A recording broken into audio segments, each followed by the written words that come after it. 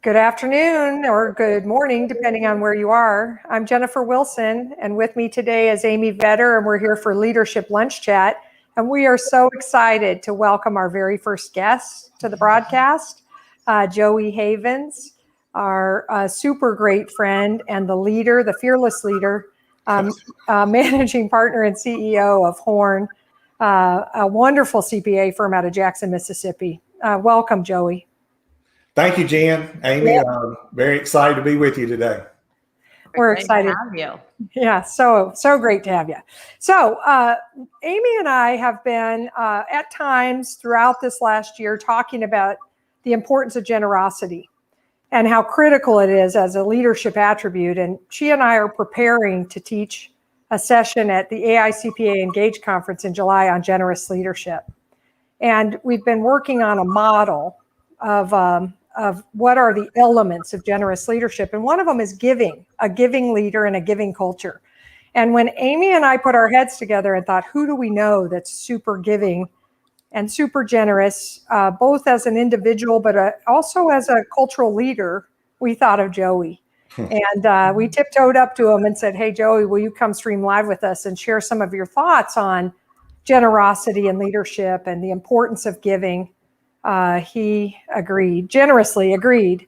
So seriously, so he's given his time here today to share with you all and with us some of his thoughts. And we thought we'd just set him up by lobbing a question at him, and then the three of us will have a conversation. But you're welcome to throw comments in as well, or questions in the comment boxes if you'd like, and we'll watch for those and include them. So, Joey, when you think about generosity as a leader and giving in particular, what are some of your thoughts about that?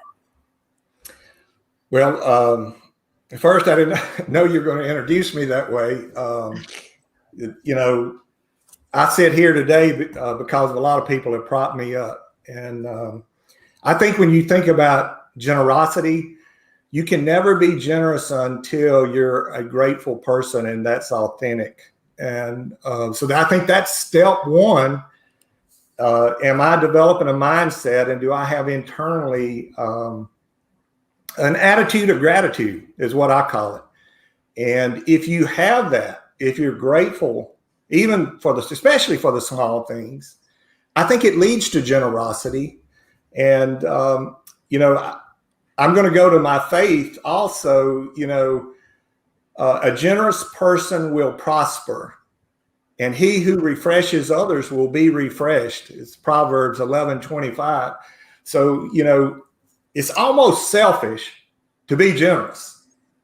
And when we're generous, that's the true client experience. You talk about a wow client experience. And I don't know where you want to go. I'm thinking of a story that happened just last month in our firm. That this is a client service partner. We had a very big prospect come to us with a problem. We went through this with them. We got together, we got our team together because we collaborate around that opportunity. We don't have an individual go, make a sole call. We try to bring a team effort to that. Well, we were not the right solution. So what this partner did is he went out and vetted several, came up with two. He went and met with the client. We role played that because we wanted the right message. That's another thing about generosity is role playing with each other. It's also generous to your client because you show up with a better result.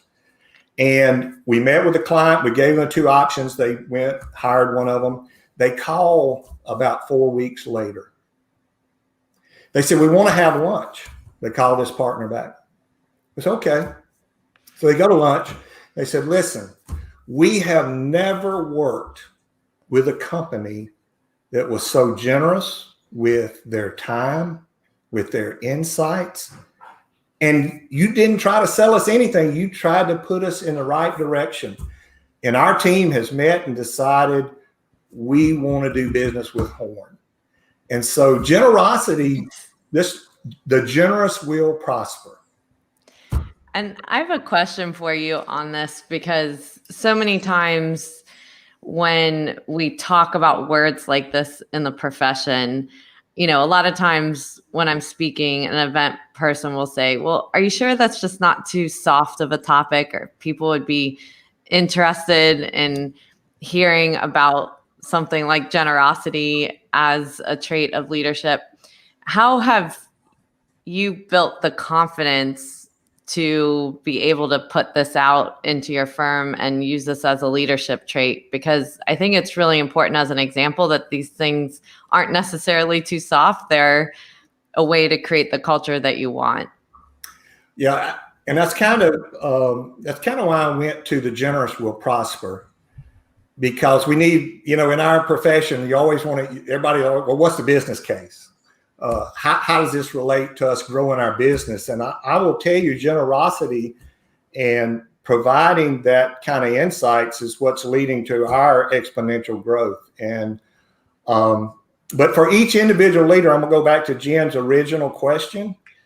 It gets back to, do you have a heart of gratitude? Because you got to be thankful first. It has to start internally. We're not all born. Some of us have a scarcity mindset, and so you have to develop that.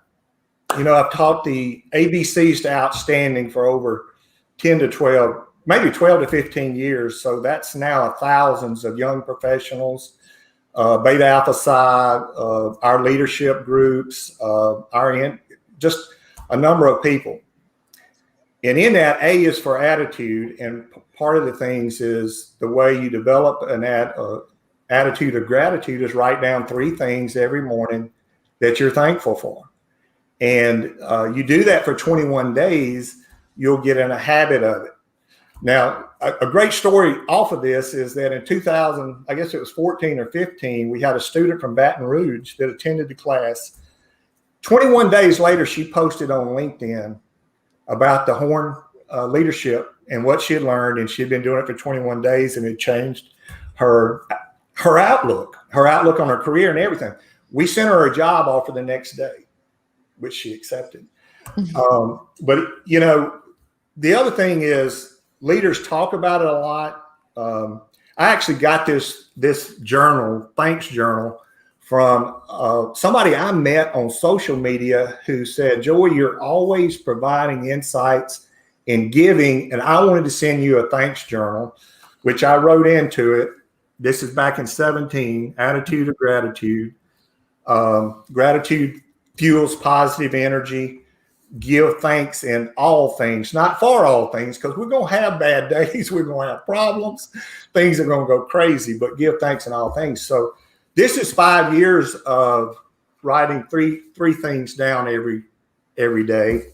And it's not something that I have to do, write it in the journal every day if I'm traveling or not. But if you'll notice today, Jen and Amy are number one. I was really thankful for the opportunity to share that. But you go back to 2019, it's Saturday, coffee and curiosity, because I was looking at that. And I said, don't overlook the small things. That's where it starts. Mm-hmm. I love it, Joey. I love it. So, and you and I interact in social media sometimes on gratitude. When either of us posts, we always are attracted to that and comment and further those kind of conversations. So besides like starting with a grateful heart and not focusing on what we don't have, what else do you think a generous and giving leader does, or how do they behave, or how do they set up their groups, or what other things would you say are important to demonstrate generosity as a leader? Well, I think it starts by truly caring. If you're going to be a generous leader, you're going to have to care. How do you show you care? Your words of encouragement. You're transparent. You know hidden agendas. In other words, encouraging and helping others get to where they want to be. What does that require? It requires time. Okay, so if you care and you're going to be generous, you're going to give people that time, and you're going to intently listen to what they're telling you. And as you move up in leadership, you actually spend more time listening and taking care of others' needs. I share with our leadership group, you got in the room by putting stars on your chest.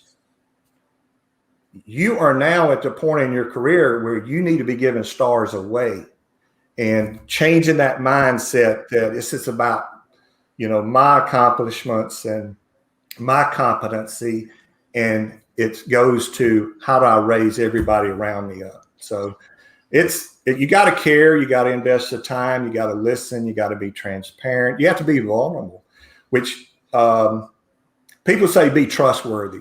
This may differ. You're probably going to have some different opinions here. I believe that the only way to be trustworthy is by trusting first. Mm-hmm. You have to be vulnerable first, and then people will make a decision. You cannot make people trust you. People will make a decision based on your actions. I say seeing is believing. They will make a decision about whether they trust you or not. But you as a leader, your job is to give people the benefit of good intentions. That's one of the sayings at Horn. Give each other, give the partners, it's in our partner commitment statement, give each other the benefit of good intentions and be vulnerable with that. Give your trust first.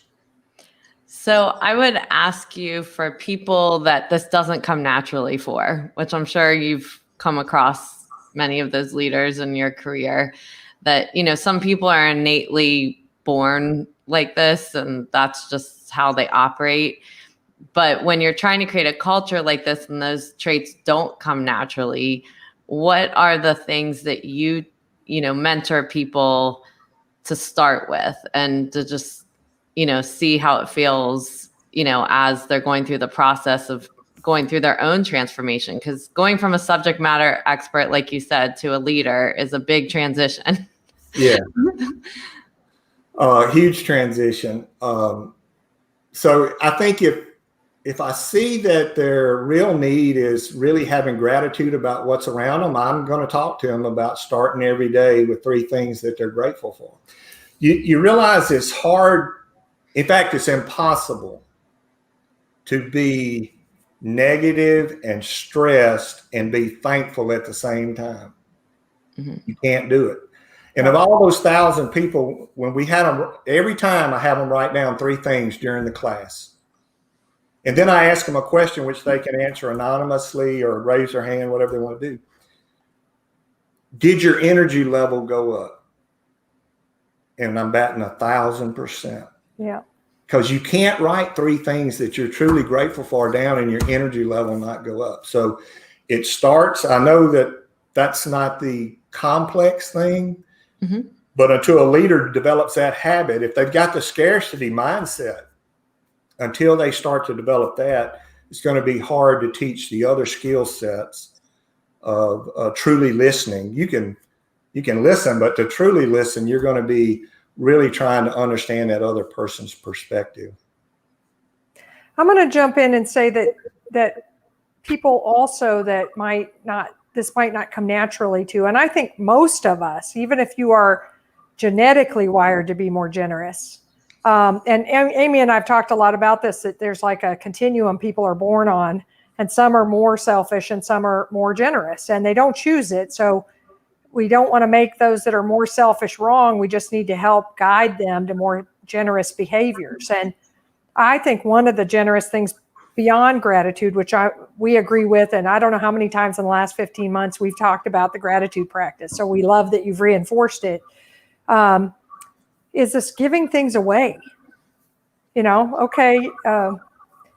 trust first, or you don't believe this is going to be good, but you're going to have to give things away. Those stars you said on their chest, start giving them away, and let me guide you through the giveaway process. Let's pick one to give up, to hand off, to give to someone else, and then see how your life transforms when you do. So what do you think of that? Yes, I think that's exactly what you want to train people to do. It's like, if you're coaching them, it's what can you put on somebody else's plate that they can grow with, and start to do that. And then another big piece of this is celebrating celebrating people that are getting it right, celebrating stories. And the best stories are the people that were able to rise up and do more because you had a leader that gave in a generous way. And like one of the things that I love to celebrate with our team is when a partner brings somebody else in, or they move an account to somebody, anything where they are increasing. And again, generosity increases the pie. That's the other thing. There's always room for great leadership. There's always room. And if we're generous, the pie just gets bigger and bigger. Yeah. And that whole, topic really kind of leads to micromanaging, or feeling like if I don't do it, it's not going to be done the right way. Or if someone asks me a question, I just answer it instead of helping them in the learning process. And so when you talk about giving of your time, which is a very important thing to talk about as far as a client service perspective, how do you structure the environment to allow for that? So if I've got billable goals and I'm expected to give up my time to train and help others at the same time, how do you balance that in your firm and culture? Amy, you're opening up a can of worms. That's what we're here for. I know where we're going. I know where we're going, and I want Joey to go there. So go, Joey. Yeah. I mean, we evaluate our leadership all the way down on several categories in people and leadership development. In fact, if you ask somebody, how do you succeed at Horn? You grow people and you grow the business, and it's not one or the other. You got to do both. And so we emphasize that and reward people for growing people. And we teach leadership around that and how to do that. So it's about what you're going to measure and how you're going to measure it, and what are you going to compensate for.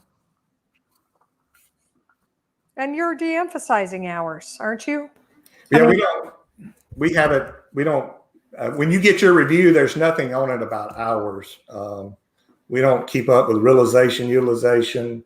Partners haven't reported hours in 15 years or 10 years. We do not run our business on hours. We run our business on the client experience. That's so awesome. How does an evaluation look? So is there like a value system that you're having people measure up to on the evaluation form? Like, how did you live these values? Or what is it as the metrics that they are understanding, that they're being evaluated on during that time? Amy, I think it's a combination of, and this really, this irritates accountants because they want to check the box and they want a formula for everything. Exactly. And this is very subjective. Right. As your culture gets stronger, the bad behaviors show up themselves. Everybody sees it. And so it starts self-correcting itself more often. But the leadership has to have those hard discussions with no matter who it is. I don't care if it's a partner's got a $5 million book of business. If they're destroying people, you've got to sit down and have that discussion. And there's certainly been people come and go at Horn because they did not buy into our values of culture being number one.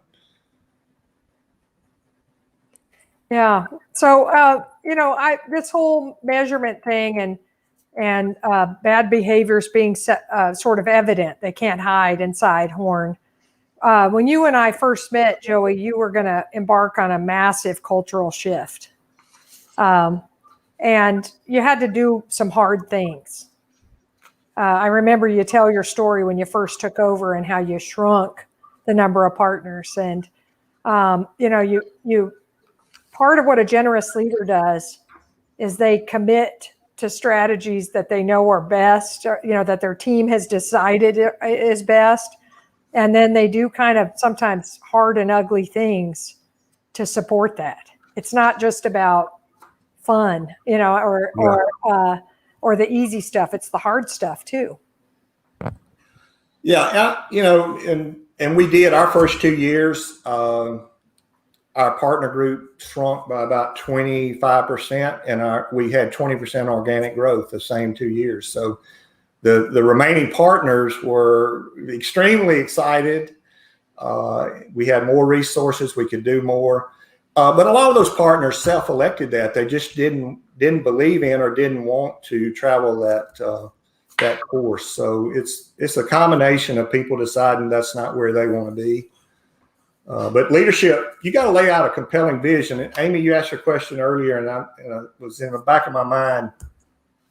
Part of having a generous culture and having generous leaders is you got to have a compelling vision around that. And I think that's one of the ground floor things also, is that everybody understands what you're trying to build. Mm-hmm.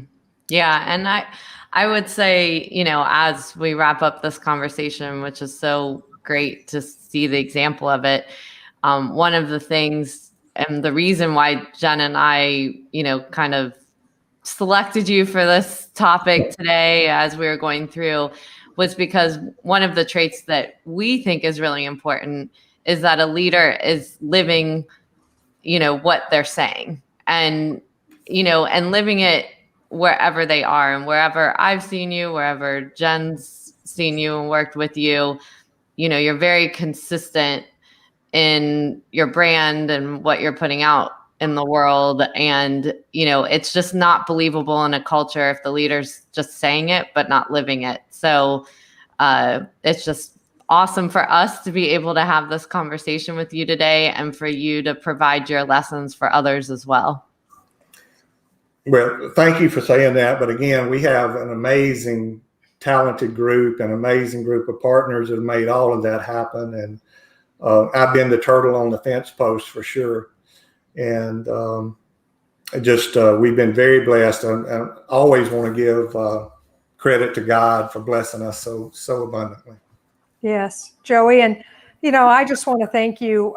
We've had a long friendship, and Amy's right. It was so easy for us. Your name was the first name we listed under this topic. I mean that, and I'm not saying it to flatter you. And I know it's like humbling or embarrassing or something to you. So I'm sorry to do that. And I know that there's a big group behind you that are modeling the same behaviors and have enabled your behaviors too, supported you in it. Had you be able to give generously. But I just want to really thank you. I'm grateful today. You're on my gratitude list. And I'm just thankful really for your example and your friendship and your willingness to give, not just to me and to us, but also to the profession. So I thank you for that. And for those of you who are listening or participating in this, I strongly encourage you to go read about Horn and their wise, firm culture, and just follow Joey in social. I think that's a smart idea for you to do that because he puts out a lot of great content. He's a regular writer, good muser, thinking about things all the time and trying to guide us through those teachings. So thanks, Joey. Thanks, Amy. It's been great to be with you, and thanks to all of our listeners. Thank y'all so much. Okay, thanks. Bye now.